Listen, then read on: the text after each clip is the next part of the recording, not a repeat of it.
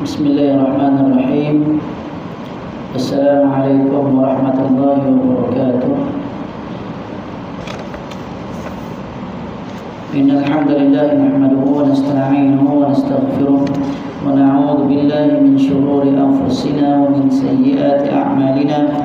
Man yahdihillahu fala mudilla lahu wa man yudlil fala hadiya lahu. Wa asyhadu an la ilaha illallah wahdahu la syarika lahu wa asyhadu anna Muhammadan 'abduhu wa rasuluh. Ya ayyuhalladzina amanu taqullaha haqqa tuqatih wa la tamutunna illa wa antum muslimun. Ya ayyuhan nasu taqu rabbakum alladzi khalaqakum min nafsin wahidah wa khalaqa minha zawjaha wa batha minhuma rijalan katsiran wa nisaa'a. Wattaqullaha alladzi tasaaluna bihi wal arham innallaha kana 'alaykum raqiba. Ya ayyuhalladzina amanu taqullaha wa qulu qawlan sadida yuslih lakum a'malakum wa yaghfir lakum dhunubakum wa man yuti'illaha wa rasulahu faqad faza fawzan 'azima. Amma ba'd.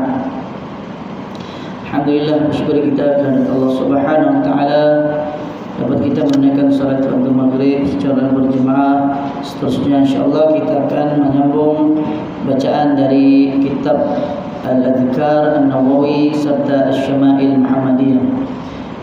Minggu yang lalu kita terakhir kita telah sebutkan berkenaan perbincangan dari Imam An-Nawawi beberapa perkara. Mungkin saya boleh ulang sedikit, di mana beliau mengatakan panjang juga ni berkenaan hukum azan dan juga iqamat. Okey, azan dan iqamat disunnahkan menurut mazhab yang sahih lagi terpilih dari kalangan kami. Okey, sunat hukumnya. Sebahagian dari teman kami ada yang mengatakan azan dan iqamat adalah fardu kifayah, sebagian lagi mengatakan fardu kifayah dalam solat Jumaat tetapi tidak untuk selain solat Jumaat. Okay? Jadi ini khilaf lah. Jadi pendapat yang paling tepat adalah sunat. Kalau dalam kitab Fiqhul Manhaji ala madhab ataupun madhabil Imam Syafi'i, Fiqhul Manhaji itu yang dulu Ustaz Rafi dia mengajar. Di situ disebutkan hukumnya sunat. Lepas tu disebut lagi kifayah. Okey, dia bukan fardu kifayah tapi sunat kifayah. Okey, azan dan iqamat tu ataupun azan itu sendiri hukumnya sunat tapi ada kifayah. Maksudnya dia sunat tu kalau kifayah ni macam fardu kifayah, kalau ada yang telah melakukan maka terlepaslah dosa. Ini maksudnya dia tidaklah sampai berdosa, tapi dia menunjukkan bahawa dia sangat-sangat dituntut. Sebab tu oleh kerana perbezaan pendapat dalam mazhab Syafi'i sendiri, ulama dalam mazhab Syafi'i, maka digabungkan. Ada yang kata sunat, ada yang kata fardu kifayah, maka akhirnya digabungkan jadi sunat kifayah. Jadi dia kata kalau seandainya dikatakan fardu kifayah, berarti seandainya satu penduduk satu kota atau satu kampung meninggalkannya, maka mereka akan diperangi kerana meninggalkan azan, kerana azan adalah syiar. Jika kita katakan sunat, berarti mereka tidaklah diperangi, dan inilah pendapat yang benar, yang sahih. Sebagaimana mereka tidak diperangi kerana meninggalkan sunat zuhur dan sunat-sunat yang lain yang serupa. Akan tetapi sebahagian dari teman kami ada yang mengatakan bahawa mereka tetap diperangi, mengingat hal ini, yaitu azan dan iqamat merupakan syiar yang harus dizahirkan. Okay? Harusnya yang mesti, yang hendaklah, yang wajib dinampakkan. Disunatkan mengucapkan azan secara tartil, ini satu persatu, suara yang keras, yang kuat. Kemudian iqamat pula lafaznya lebih cepat sedikit berbanding azan, dan suaranya pula rendah sedikit berbanding azan. Kerana tujuan azan ialah memanggil orang yang dari luar masjid datang ke masjid, manakala tujuan iqamah adalah memanggil orang yang sudah berada di dalam masjid untuk berdiri menegakkan solat, untuk mendirikan solat. Itu maksudnya. Seorang muadzin adalah orang yang memiliki suara yang bagus, dipercayai, jujur, tahu waktu dan sukarela.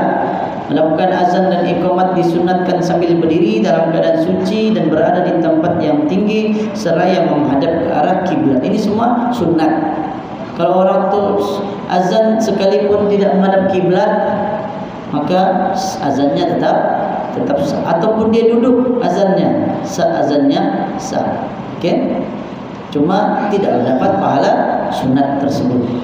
Seandainya dia melakukan azan dan iqamat membelakangkan kiblat, atau melakukan sambil berduduk atau berbaring atau dalam keadaan berhadas, maksudnya dia tidak ambil wudu, okey, atau dia junub ni dia belum mandi wajib, maka azan itu tetap sah, akan tetapi hukumnya makruh. Dia tidak berdosa. Makruh ni maksudnya kalau dia tak buat, dia dapat pahala. Artinya janganlah buat supaya dia dapat pahala. Sebab itu makruh dan sunat ini sebenarnya perkara yang berlawanan. Yang disunatkan bila kita sengaja meninggalkan yang sunat, maka jatuh pergi hukum makruh. Hukum makruh bagi orang yang mempunyai janabah adalah lebih berat lagi berbanding orang yang hadas. Jadi kalau orang tu hadas besar, jadi dia perlu mandi wajib, dia lebih berat lagi lah berbanding orang yang tidak ambil wudu. Ambil wudu tinggal ambil wudu saja. Okey, tapi hukum tetap makruh, tidak sampai kepada berdosa. Hukum makruh di dalam iqamat lebih berat lagi. Dalam qomat maksudnya azan kan ada tempo yang panjang sedikit. Kalau orang tu dia dalam keadaan hadas besar, belum mandi wajib, dia pergi azan. Oleh kerana tidak ada orang azan, kan? Dia azan dulu. Okey, lepas dia azan dia pergi mandi wajib. Okey, tidak masalah. Maka makruhnya akan semakin berat lagi kalau iqamah pula pun begitu. Sebab lepas iqamat artinya dia terpaksa mandi dulu. Maka dia telah meninggalkan yang afdal, yakni salat secara berjamaah. Azan disyariatkan hanya untuk salat 5 waktu, yakni subuh, zuhur, asar, maghrib dan isya, menurut semua pendapat ulama. Ini tanpa khilaf. Jadi mereka semua sepakat 5 waktu. Dalam hal ini tidak ada perbezaan antara salat yang berada di dalam waktunya atau salat yang keluar dari waktu. Ini orang yang tertinggal solat, tertinggal waktu. Dia solat maghrib pada waktu isya kerana contohnya dia tertidur. Maka adakah dia perlu azan? Ini yang khilaf. Okey. Menurut pandangan Imam Nawawi, dia tetap kena azan. Okey. Tapi kalau ikut Imam Syafi'i, ini pandangan Imam Syafi'i ada dua. Pandangan Imam Syafi'i qaul qadim, pendapat yang lama, dia kena azan. Adapun pandangan Imam Syafi'i yang baru qaul jadid, dia tidak disyariatkan azan kerana telah berada di luar waktu. Tapi Imam Nawawi memilih pendapat Imam Syafi'i yang lama. Maksudnya menurut Imam Nawawi, penulis kitab Al-Adhkar ini, dia menguatkan, dia memilih pendapat bahawa orang yang qada salat pun kena azan. Itu maksudnya. Tapi bukanlah kena azan, sunat maksudnya. Okey, faham? Kita di rumah contohnya, terlambat bangun-bangun, orang selesai sudah salat di masjid. Maka yang disunatkan bagi kita di rumah, walaupun salat sendirian, adalah azan. Bukanlah maksud azan kena kuat-kuat, lepas tu pergi tempat yang tinggi lagi. Tidak. Azan tu disyariatkan untuk diri kita sendiri, disunatkan untuk diri kita sendiri. Okey, kita azan dulu, lepas tu qomat, lepas tu baru solat. Bagi siapa yang mau pahala. Tapi kalau orang merasa leceh lah, malas lah, dan itu yang kebanyakan kita, tidak jadi masalah, boleh dia solat terus atau qomat lah paling kurang. Tapi yang afdalnya azan dulu. Okey. Solat orang yang berada di tempatnya atau solat orang yang sedang musafir, solat orang secara bersendirian ataupun solat secara berjamaah. Jadi tidak ada perbezaan. Menurut Imam Nawawi, semuanya disyariatkan untuk azan. Okey, nak kiralah waktu masuk waktu atau dia terlepas waktu, tapi dia mau mendirikan solat, maka disyariatkan azan. Sama ada sendirian, musafir ataupun berjamaah, semuanya disyariatkan. Apabila ada orang yang melakukan azan, hal itu sudah cukup baginya. Contoh, kita ramai-ramai, semua ni terlewat. Ada seorang azan, maka yang lain tak payah lagi azan. Okey, dia pun solat berjamaah, maka cukup satu azan. Ataupun ada orang yang dia tidak sempat ikut jamaah, maka dia hanya perlu solat saja, qomat dan juga solat, tidak perlu azan, cukup azan sekali pada waktu tempat yang bersamaan berdekatan. Kalau ada yang sudah azan, tidak perlu lagi azan yang berikutnya. Okey, maka azan hanya dilakukan untuk solat yang pertama sahaja, sedangkan untuk yang lainnya hanya memakai iqamah pada masing-masing solat. Termasuklah musafir, orang yang jamak. Okey. Untuk itu apabila dihimpun di antara dua solat, maka azan dilakukan untuk solat yang pertama, sedang iqamat dilakukan untuk masing-masing dari keduanya. Sama juga orang yang qada tadi ya, dia qada. Contoh, dia mau qada ni solat 5 waktu. Satu waktu qadanya untuk 5 waktu. Dia mau solat zuhur subuh, zuhur, asar, maghrib, isyak, qada ni qada. Jadi kalau dia azan, menurut pandangan ini, pandangan Imam Nawawi dan pandangan Imam Syafi'i yang lama, dia azan sekali, lepas tu solatlah berapa banyak pun solat dia, sekali saja azan. Okey, itu maksud dia. Adapun pandangan Imam Syafi'i yang yang terbaru, maksudnya pandangan qaul jadid yang baru, Imam Syafi'i memilih pandangan bahwa untuk solat yang diqadhakan tidak perlu diazan, hanya cukup iqamah sahaja. Di antara solat sunat, ada yang disunatkan hendaklah mendirikan solat secara berjamaah, mengucapkan as-salatul jami'ah. Ini khusus bagi solat yang tidak ada iqamah, yang didirikan secara berjamaah, seperti solat hari raya, solat gerhana, dan solat istisqa. Okey, solat hari raya dengan solat istisqa ni ada persamaan, sama caranya. Adapun solat gerhana, dia beza sikit. Okey, cuma ketiga-tiga solat ni ada khutbah. Dan sama-sama ketiga-tiga solat ni, solat hari raya, solat gerhana dan solat istisqa, khutbah dia adalah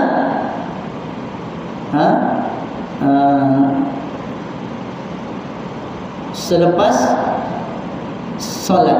solat dulu baru khutbah. Beza dengan solat Jumaat. Solat Jumaat khutbah dulu baru solat. Okey, kalau solat gerhana tu dia setiap berdiri tu ada 2 kali ruku. Setiap kali lepas ruku, i'tidal, baca balik ayat Quran. Artinya Al-Fatihahnya itu ada 4 kali, 2 rakaat. Kalau siapa yang ingat-ingat lagi ya, pernah juga kita buat di sini salat gerhana tu, kita berdiri, lepas tu kita ruku, sami Allahu liman hamidah, sambung lagi baca Al-Fatihah balik dan surah. Kemudian kali yang kedua, ruku, i'tidal, sujud. Itu cara salat gerhana. Adapun salat istisqa ni apa dia? Ini yang tak pernah dibuat, ataupun bagi saya jarang, ataupun kita tak pernah buatlah. Kemarau pun biasanya kita buat salat hajat. Yang betulnya adalah salat istisqa. Istisqa ni apa dia? Salat supaya minta diturunkan hujan. Caranya adalah dengan kita datang dengan memakai pakaian biasa, bukan pakaian yang cantik. Beza dengan hari raya dan solat Jumaat, kena pakai yang kemas-kemas, cantik, pakai wangi-wangian. Untuk istisqa tidak. Okey. Bahkan datang pakai baju biasa, tapi cara solatnya tu sama macam solat hari raya, iaitu takbir 7 kali pada rakaat pertama, takbir 5 kali pada rakaat yang kedua, macam solat hari raya. Lepas tu ada khutbah. Okey, mesti ada khutbah. Lepas tu dia lepas habis solat, lepas tu dia ada doa yang Nabi panjatkan, doa meminta agar diturunkan hujan. Termasuk juga sebelum solat tu disuruh supaya bersedekah, memohon keampunan, bertaubat. Okey, kemudian barulah dimulakan solat. Itu adalah dia punya, kalau kita rujuk dalam kitab fiqh, ada dia punya kaifiat, tata cara solat istisqa. Cuma ni tidak pernah kita buat. Masa musim-musim kemarau, sepatutnya lah kan, yang lebih eloknya Jabatan Agama dia cadangkan untuk diadakan solat istisqa, lebih menepati sunnah.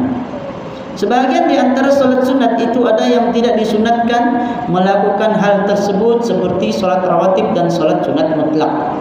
Ini solat rawatib tiada azan, tiada as-salatul jami'ah, ucapan as-salatul jami'ah. As-salatul jami'ah hanya diucapkan pada solat yang tidak ada iqamah. Jadi kalau solat Jumaat, solat Jumaat ada azan, ada iqamah, maka tidak perlu as-salatul jami'ah. Yang perlu apa dia? Solat yang solat hari raya, gerhana, istisqa, dan termasuk juga sebagian ulama memasukkan solat jenazah. Adapun mazhab Syafi'i saya tidak pasti dia masukkan atau tidak solat jenazah. Ada kata sedangkan solat jenazah tidak, disebut di sini. Menurut pendapat yang paling sahih dalam mazhab Syafi'i, seruan as-salatul jami'ah disunatkan dalam solat tarawih, tetapi tidak untuk solat jenazah. Sebab kita ni jenazah pun kita buat juga. Kita ikut mazhab Hambali. So, kalau di Mekah tu kita selalu dengar kan, dia akan sebut as-salatul jami' atau as-salatu 'alal amwat, salat ke atas mayat. Itu menurut mazhab Hambali. Mazhab Syafi'i tidak. Dia terus saja dilaksanakan solat jenazah. Jadi ini khilaf lah. Kalau kita tepat pun tidak jadi masalah. Dia khilaf pada perkara sunat atau tidak. Jadi kalau dibuat pun dia bukanlah orang bilang jadi haram, tidak. Cuma kita tidak mengikuti apa yang lebih utama atau yang lebih afdal. Iqamah tidak sah kecuali di dalam waktu salat yang dimaksudkan dan ketika hendak mengerjakan. Maksudnya kalau saja-saja qomat belum mau sembahyang tidak boleh. Mesti mau qomat, mesti kita memang mau sembahyang sudah, baru kumandangkan ataupun dilakukan iqamah. Azan tidak sah kecuali sesudah masuk waktu salat, kecuali waktu subuh. Salat subuh, sebelum masuk waktu subuh boleh dilakukan azan, kerana azan subuh ada dua kali, azan di tengah malam dan azan pada waktu subuh.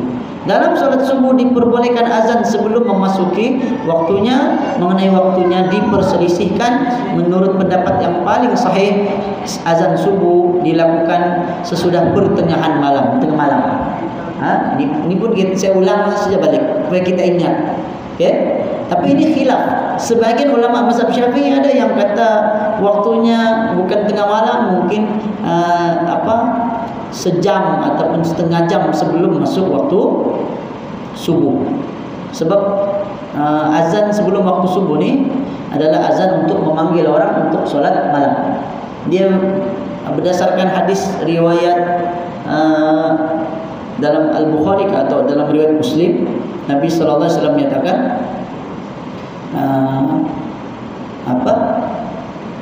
makanlah kamu kan, dan minumlah kamu sehingga kamu mendengar azan Ibnu Ummi Maktum. Ibnu Ummi Maktum ni dia azan pada waktu masuk waktu subuh. Adapun azan yang dilakukan oleh Bilal, maka Nabi suruh makan macam biasa, sebab masih lama lagi.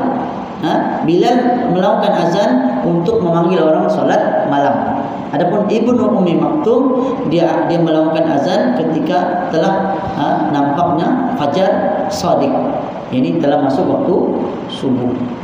Okey.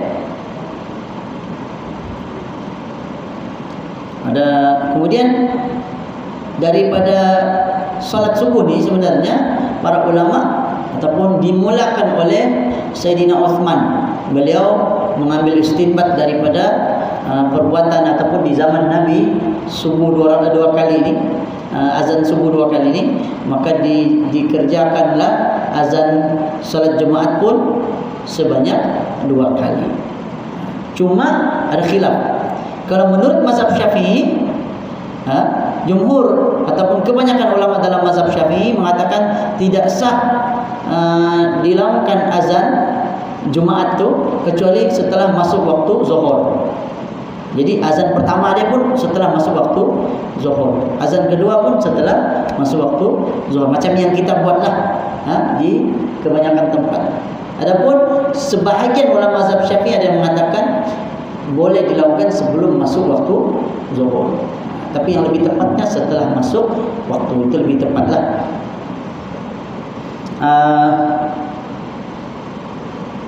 Menurut pendapat lain boleh dilakukan di waktu bila sahaja di malam hari, tetapi kurang tepat. Menurut pendapat lain lagi boleh dilakukan setelah 1/3 malam. Pendapat yang terpilih adalah pendapat yang pertama, yaitu tadi pada waktu tengah malam. Wanita dan khuntha yang muskil, sama ada laki atau perempuan, maka boleh melakukan iqamah tetapi tidak boleh melakukan azan, kerana keduanya tidak boleh dikuatkan suara. Okey, khuntha ni orang yang ada dua dia punya kemaluan, maksudnya tidak tahu dia laki ke perempuan. Itu khuntha. Okey, kita masuk. Doa apabila mendengar azan dan iqamat. Orang yang mendengar azan dan suara iqamat disunatkan mengucapkan kalimah seperti yang dilakukan oleh muadzin, kecuali pada perkataan hayya 'alas salah dan hayya 'alal falah. Setiap lafaz tersebut maka disunatkan mengucapkan la haula wala quwwata illa billah. Okey? Ini dalam hadis yang sahih Nabi kata, idza qala al-muadzin faqulu kama yaqulu al-muadzin. Dia kata apabila dilakukan azan maka ucapkan seperti mana yang diucapkan oleh muadzin. Kemudian ada tambahan, kecuali pada lafaz hayya 'alas salah maka ucapkan la haula wala quwwata illa billah. Ini pun kita semua sedia maklum. Kemudian ketika muadzin mengucapkan kalimat as-salatu khairum minan naum. Apa arti as-salatu khairum minan naum? Salat itu lebih baik dari tidur. Jadi apa dia punya ucapan dia? Siapa tahu? Sadaqata wa bararta. Okey, engkau benar dan engkau telah menunaikannya. Sadaqata wa bararta. Menurut pendapat yang lain disunatkan dengan jawapan lain. Ada lagi, yaitu sadaqa Rasulullah sallallahu alaihi wasallam, kemudian as-salatu khairum minan naum. Jadi ada dua pandangan ulama. Sebagian berdasarkan hadis Nabi menyebut sadaqata wa bararta, atau ada yang kata athar. Okey. Sebagian ulama oleh kerana tidak sabit dari Nabi mengajarkannya, yang ada ucapan sahabat disebut sadaqa Rasulullah. Okay. Kemudian ada yang kata mengambil hadis Nabi, faqulu kama yaqulul muadzin, ucapkan seperti mana yang diucapkan oleh muadzin, maka ucap semula as-salatu khairum minan naum, sebutlah as-salatu khairum minan naum. Jadi ini boleh guna mana-mana sahaja. Dalam menjawab dua kalimah iqamah, yakni qad qamatis salat, maka ucapannya adalah, jawabannya aqamahallahu wa adamaha. Semoga Allah mendirikannya dan mengabadikannya. Okey. Ini ada di dalam hadis tetapi dengan sanad yang dhaif lah, kurang kuat. Tapi sebab ulama al-mazhab Syafi'i kebanyakannya mereka mengamalkannya. Jadi tidak menjadi masalah kalau diucapkan qad qamatis salatu qad qamatis salat, apa kita ucap aqamahallahu wa adamaha. Ada lagi tambahan tu kalau dalam buku kafah tu dia ada lagi panjang, aqamahallahu wa adamaha ma damatis samawati wal ardh. wa ja'alani minas salihin ahliha. Ada tambahan lagi lah. Jadi tambahan-tambahan ni mungkin ditambah oleh para ulama yang kemudiannya mereka menambah berdasarkan amalan para ulama. Sesudah ucapan asyhadu anna Muhammadar Rasulullah, maka ucapannya wa ana asyhadu anna Muhammadar Rasulullah. Kemudian setelah mengucapkan kalimat tersebut, sebutlah raditu billahi rabba wa bi Muhammadin sallallahu alaihi wasallam rasula wa bil Islam dina. Okey. Jadi maksudnya setelah diucapkan qad qamatis salatu qad qamatis salat, ataupun dalam iqamah tu kan ada ucapan asyhadu anna Muhammadar Rasulullah, maka jawapan dia wa ana asyhadu anna Muhammadar Rasul, dan saya juga bersaksi bahawa Nabi Muhammad adalah utusan Allah. Kemudian sambung lagi raditu billahi rabba wa bi Muhammadin sallallahu alaihi wasallam rasula wa bil Islam dina. Ada juga ucapan yang raditu billahi rabba wa bil Islam dina wa bi Muhammadin sallallahu alaihi wasallam rasula. Jadi tidak jadi masalah lah mana-mana di antara ucapan tersebut. Apabila ia telah selesai semua kalimat azan, maka hendaklah membaca selawat ke atas Nabi. Ini sebagaimana ini dinyatakan dalam hadis Nabi. Okey, di mana Nabi ajarkan setelah selesai azan maka disunatkan kita berselawat ke atas Nabi. Selawat ni paling kurang apa paling sama? Allahumma salli ala Muhammad atau sallallahu ala Muhammad. Sallallahu alaihi wasallam itu pun boleh. Okey, sallallahu ala Muhammad sallallahu alaihi wasallam atau Allahumma salli ala Muhammad, itu yang paling kurang. Adapun selawat yang paling afdal ialah selawat Ibrahimiyah, selawat seperti dalam tahiyat akhir. Itu selawat yang paling afdal, yang paling panjang. Okey. Kemudian lepas kita baca salat, apa kita baca? Nabi ajarkan baca doa yang kita baca selalu. Allahumma rabb hadhihi ad-da'wati tammah was-salatil qa'imah ati Muhammadanil wasilata wal fadilah wa ba'ath maqaman mahmudan alladhi wa'adta. Ada lagi tambahan, sebahagian ada riwayat yang menambah was-salatil qa'imah ati Muhammadanil wasilata wal fadilah wasyarafa wad darajatal 'aliyatar rafi'ah wa ba'ath maqaman mahmudan alladhi wa'adta. Ada tambahan innaka la tukhliful mi'ad. Jadi tambahan itu tidak menjadi masalah. Dia ada dalam sebahagian riwayat yang mana sebahagian ulama dia tidak menerima, dia kata tidak sahih, maka diamal yang ini sajalah, yaitu Allahumma rabb hadhihi ad-da'wati tammah was-salatil qa'imah ati Muhammadanil wasilata wal fadilah wa ba'ath maqaman mahmudan alladhi wa'adta. Okey, wa'adta. Tapi oleh kerana dal dan ta tu hurufnya lebih kurang, makhraj dia jadi idgham. Jadi kita dah baca qal-qala, kita terus baca wa'adta, terus begitu. Okey. Setelah itu barulah kita berdoa menurut kehendak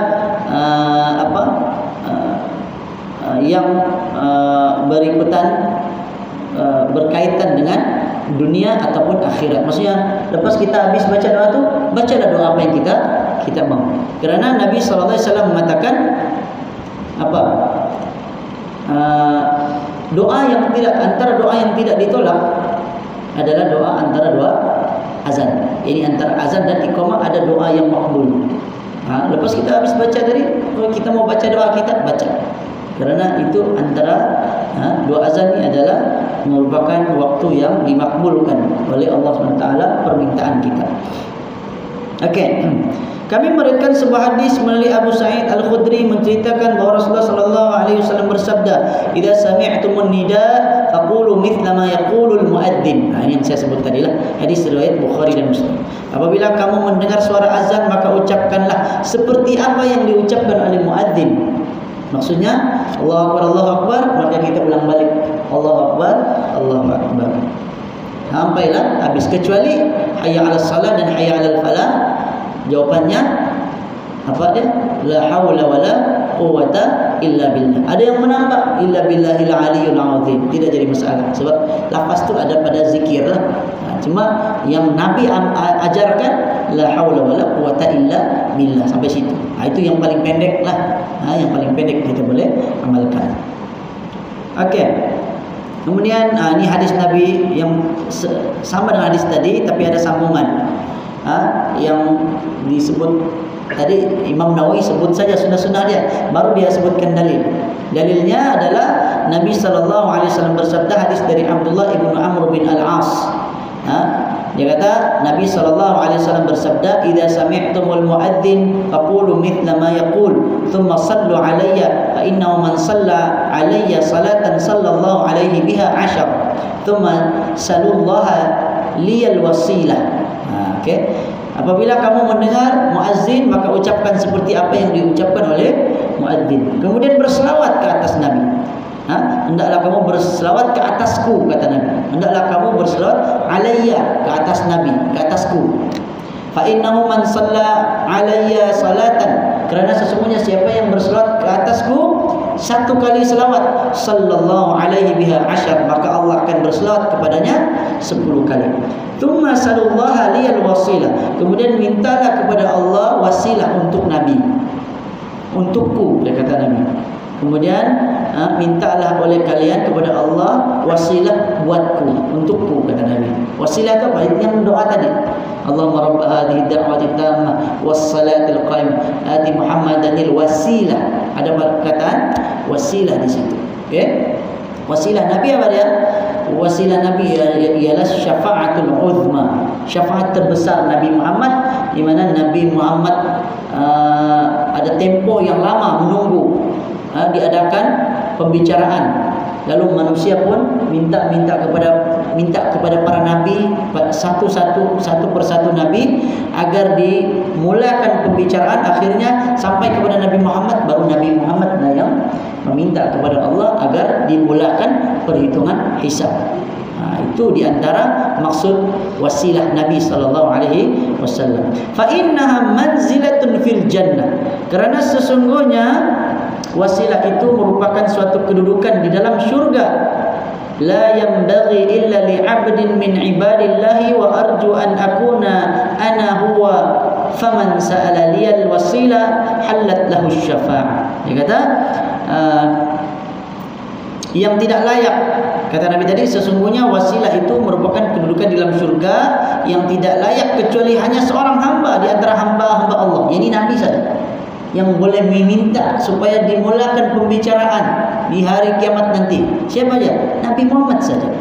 Okey? Dan barang siapa yang berharap semoga hamba tersebut ada, dan aku berharap, kata Nabi. Jadi Nabi ini dia tidak sombong.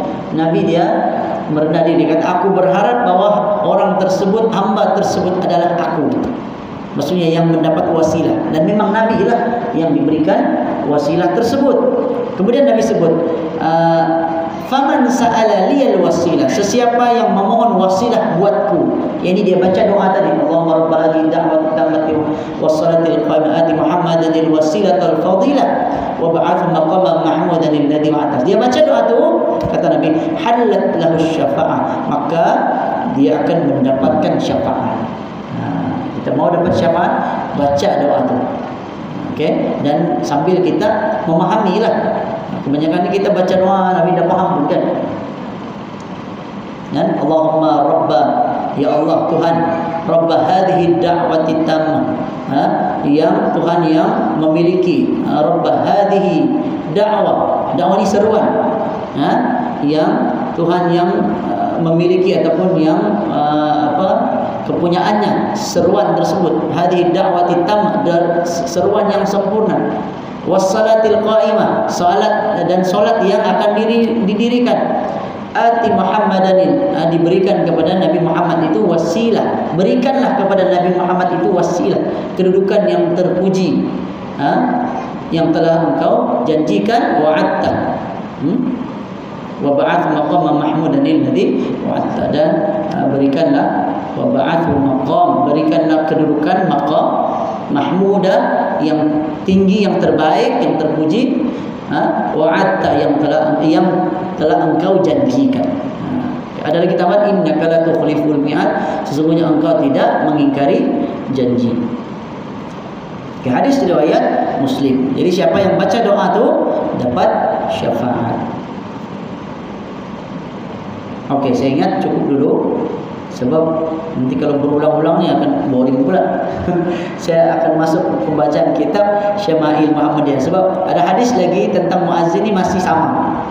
Cuma mungkin ada perbezaan sikit, nanti kita baca pada minggu hadapan. Okey, hadis yang terakhir kita ada baca hari itu hadis ke-102 tentang tempat sandaran Rasulullah. Daripada Abu Juhaifah berkata, qala Rasulullah sallallahu alaihi wasallam, amma ana fala akulu muttaki'an. Rasulullah bersabda, adapun aku maka aku tidak makan sambil bersandar. Nabi kata, Nabi tidak makan sambil bersandar di dinding, dia makan. Tapi Nabi akan duduk tanpa bersandar. Okey. Jadi Rasulullah sallallahu alaihi wasallam melarang kita makan sambil bersandar kerana perkara tersebut bertentangan dengan sifat tawadhu. Ada juga kajian sains yang menunjukkan bahawa makan dengan cara bersandar boleh membantutkan penghadaman makanan. Okey. Jadi hadis ini riwayat oleh Abu Juhaifah. Abu Juhaifah nama sebenarnya adalah Wahab bin Abdullah As-Suwai'i, yang wafat di Kufah pada tahun 74 Hijrah. Jadi ada 3 saja hadis. Yang pertama, dia kata Rasulullah sallallahu alaihi wasallam dari Jabir bin Samurah mengatakan, aku melihat Rasulullah duduk bersandar pada bantal pada sisi kirinya. Jadi Nabi bersandar pada bantal yang ada di sisi kiri Nabi. Letak ke bantal, lepas tu Nabi bersandar di sebelah kiri. Hadis yang kedua kita bacakan hari itu dari Abu Bakrah. Dia kata Rasulullah duduk bersandar. Okey, Rasulullah duduk bersandar. Dia panjanglah. Rasulullah kata, maukah kamu aku ceritakan kepada kamu tentang dosa yang paling besar? Maka sahabat kata, mahu. Okey, bala ya Rasulullah. Tentu ya Rasulullah, beritahu kami. Maka Rasulullah menjawab, al-isyraku billah. Dosa yang paling besar adalah mensyirikkan Allah. Wa uququl walidain, derhaka kepada kedua ibu bapa, itu dosa besar. Qala wa jalasa Rasulullah sallallahu alaihi wasallam wa kana muttaqian. Okey, kata Abu Bakar adalah Rasulullah sallallahu alaihi wasallam ketika itu duduk sambil bersandar. Jadi kalau Nabi sedang beritahu, sedang bagi ceramah, tapi Nabi duduk bersandar. Jadi intinya tidak jadi masalah untuk seseorang yang ingin duduk sambil bersandar. Kecuali apa? Makan. Kecuali ketika makan. Kemudian Rasulullah bersabda lagi, yang kedua, wa syahadatu zuri au qauluz zur. Yang ketiga adalah orang yang menipu di dalam menjadi saksi ataupun berkata dusta. Ini pun dosa besar. Menipu dalam menjadi saksi ini dia saksi palsu. Dia jadi saksi tapi sebenarnya dia bukan saksi, dia dibayar saja contohnya. Okey? Ataupun dia berdusta. Dia kata saya saksi tapi dia bukan saksi, dia menipu. Okey, maka Abu Bakar pun berkata lagi, Rasulullah sallallahu alaihi wasallam mengulang-ulang sabda baginda tersebut sehinggalah kami mengatakan laitahu sakat, alangkah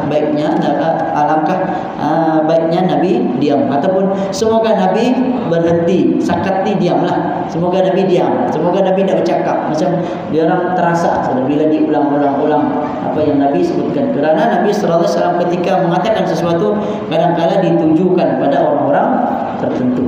Okey, kerana setiap dakwah Nabi itu dia mengena pada orang-orang yang sedang dibicarakan, mendakwa Nabi.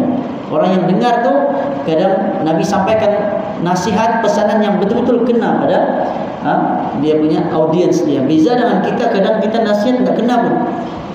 Kita dah tahu dakwah Nabi adalah dakwah yang paling berkesan. Maka kita hendaklah mempelajari dari tata cara dakwah Nabi sallallahu alaihi wasallam. Okey, selesai. Kita masuk bab baru. Belum lagi.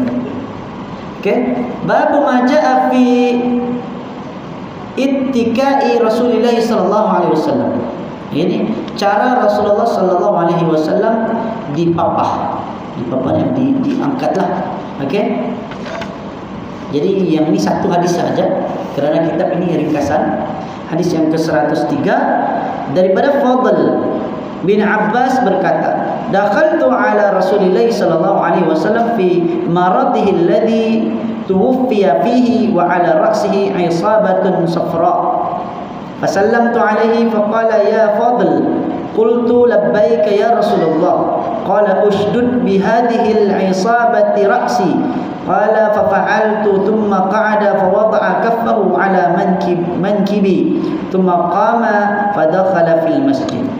Okay. Fadl bin Abbas berkata, aku masuk menemui Rasulullah sallallahu alaihi wasallam ketika baginda sedang menghadapi sakit yang kuat yang membawa kepada kewafatan baginda. Jadi Nabi ketika sakit tenat ni, di kepala baginda ada balutan kain berwarna kuning. Lalu aku pun mengucapkan salam kepada baginda. Nabi jawab, Nabi jawab, lalu Nabi memanggil kepada Fadl, ya Fadl, wahai Fadl. Okey, kalau kita ni Fadli lah, Fadli. Fadl macam susah sikit mau sebut kan. Jadi kita sebut Fadli kan selalu, atau Fadl. Okey. Aku pun jawab, ya Rasulullah. Okey. Aku datang wahai Rasulullah, dia kata. Qultu labbaik ya Rasul. Aku datang kepadamu ya Rasul. Qala Nabi sallallahu alaihi wasallam bersabda, "Ushdud bihadhil 'isabati ra'si." Kata dia, kemaskan balutan kepala aku ini. Jadi balutan kepala Nabi ada balutan yang berwarna kuning. Okey. Fadl pun berkata, maka aku pun lakukan. Kemudian baginda pun duduk dan meletakkan tapak tangannya di atas bahuku. Nabi letak tangan Nabi itu di atas bahu Fadl, lalu berdiri masuk ke masjid. Jadi Nabi tidak laratkan masa Nabi sakit. Jadi yang tolong Nabi masuk ke masjid adalah Fadl. Nabi panggil Fadl ni, betulkan balutan di kepala Nabi, lalu dia pegang bahu Fadl tadi, lalu Nabi pun masuk ke masjid. Itu cara Nabi SAW dibawa masuk. Nabi tidaklah diangkat, tapi Nabi pegang bahu para sahabat tersebut. Okey. Itu bab yang ke-21. Bab yang ke-22, sempat lagi 3 minit. Okay, kita baca satu hadis. Bab ma jaa fi 'aishi Rasulillah. Bab pada menyatakan kehidupan Rasulullah sallallahu alaihi wasallam. Dari Ibnu Sirin, hadis yang ke-104. Kunna 'inda Abi Hurairah. Pada satu ketika kami bersama dengan Abu Hurairah, wa alaihi thawbani mumasyaqqani min kattanin fatamakhata fi ahadihima. Okey, beliau memakai 2 helai kain yang diperbuat daripada linen, kain maksud sejenis lembut, kain yang lembutlah. Qala bakhin. Okey. Lalu Abu Hurairah pun mengelap hidung dengan salah satu dari kain tersebut. Beliau berkata, mengapakah aku buat begini? Seolah-olah tidak menghargai kain ini, sedang dahulu ia sangat miskin dan susah. Okay? Laqad ra'aituni wa inni la akhirru fi ma baina minbari Rasulillah sallallahu alaihi wasallam wa hujrati Aisyah radhiyallahu anha maghshiyan alayya fayaji'ul ja'i fayadha'u rijlahu ala unuqi yara an-nabi jununan wa ma bi jununun wa ma huwa illa al-ju'. Okay? Satu ketika dahulu aku pernah tersungkur pengsan kerana sangat letih disebabkan oleh lapar di antara mimbar Rasulullah SAW dan rumah Aisyah. Lalu salah seorang datang meletakkan kakinya di leher aku, disangkakan aku terkena penyakit sawan, padahal aku pengsan kerana sangatlah lapar. Hadis riwayat Imam Al-Bukhari. Jadi ini hadis ini dia cerita tentang kehidupan Rasulullah sallallahu alaihi wasallam, di mana Nabi sallallahu alaihi wasallam pernah satu ketika dia nampak macam orang sakit sawan. Kan? Sebenarnya Nabi sangatlah lapar. Nabi bukan terkena sawan, tapi Nabi sangatlah lapar. Demikian kehidupan Nabi sallallahu alaihi wasallam. Jadi Abu Hurairah pada ketika itu berada dalam keadaan yang senang sedikitlah, okey. Disebabkan itu beliau pun menggunakan kain yang agak mahal tadi, kain lembut tadi, untuk mengesat hidung. Padahal beliau pernah susah, maka Nabi pun tegur. Nabi tegurlah, jangan gunakan kain tersebut. Meletakkan sesuatu yang berat di atas leher dipercayai boleh mengurangkan penyakit sawan pada ketika itu. Pada zaman tersebut, mungkin orang yang sawan maka dia letak kaki di leher supaya orang itu diam. Maka sebab itulah sahabat telah meletakkan kakinya di atas leher Abu Hurairah radhiyallahu anhu. Okey. Jadi Abu Hurairah dia diceritalah pasal Abu Hurairah ni sebelum dia senang dia pernah menggeletar macam orang yang terkena sawan. Sebenarnya dia bukanlah kena sawan tapi dia tersangatlah lapar. Okey, ini kisah tentang Abu Hurairah. Rasulullah sallallahu alaihi wasallam pun ada juga. Pernah satu ketika Rasulullah sallallahu alaihi wasallam, nanti banyak lagi dalam hadis yang berikutnya, bahkan Nabi pernah ada batu di atas perut Nabi. Sahabat Nabi tunjukkan, dia tunjuk di perut dia ada satu batu. Ternyata di perut Nabi ada 2 biji batu. Nabi lagi lapar. Orang dahulu ketika lapar supaya tidak masuk angin maka diikat perutnya dengan batu. Kalau kita sekarang ni enggaklah. Macam mana susah kita pun enggak sesusah Nabi SAW yang lebih susah lagi. Okey. Jadi kerana sudah masuk waktu Isya, insya-Allah nanti kita akan sambung lagi membaca hadis-hadis yang ada dalam kitab Syama'il Muhammadiyah ini, dan juga kita akan sambung lagi pembacaan dari kitab Al-Azkar Imam An-Nawawi yang menghimpunkan tentang zikir-zikir harian, tapi ada juga sedikitlah dimasukkan tentang fiqh. Okey. Wallahu a'lam. Yang baik datang dari Allah, yang lemah dari saya sendiri. Aku qouli hadza wa astaghfirullahal azim li wa lakum wa sallallahu ala nabiyyina Muhammad wa ala alihi wa sahbihi wa sallam. Subhanakallahumma bihamdika asyhadu an la ilaha illa anta astaghfiruka wa atubu ilaik. Assalamualaikum warahmatullahi